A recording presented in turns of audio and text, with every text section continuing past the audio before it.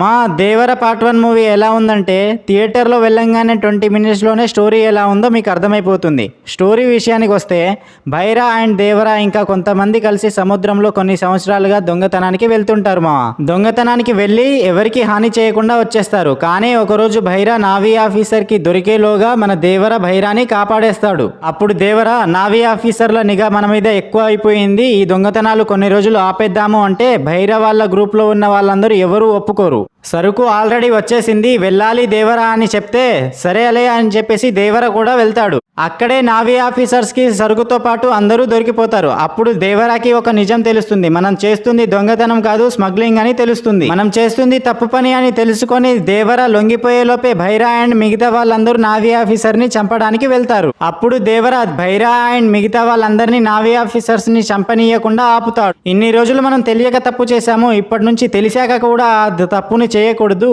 కాదు కూడదు అని చెప్పేసి నా మాటకి ఎవరైనా అడ్డు చెబితే ఆ ధైర్యాన్ని చంపే భయాన్ని అవుతా అని చెప్తాడు.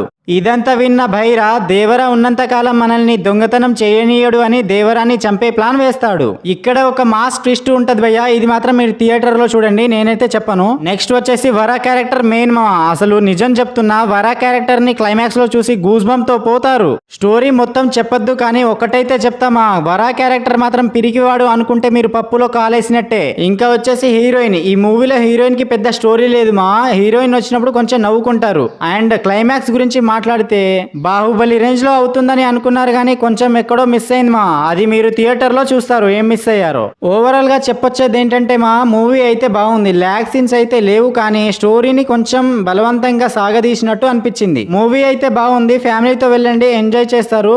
మూవీని ఎవరెవరు చూసారో కామెంట్ చేయండి, ప్లీజ్ లైక్ చేసి ఛానల్ ని సబ్స్క్రైబ్ చేసుకోండి.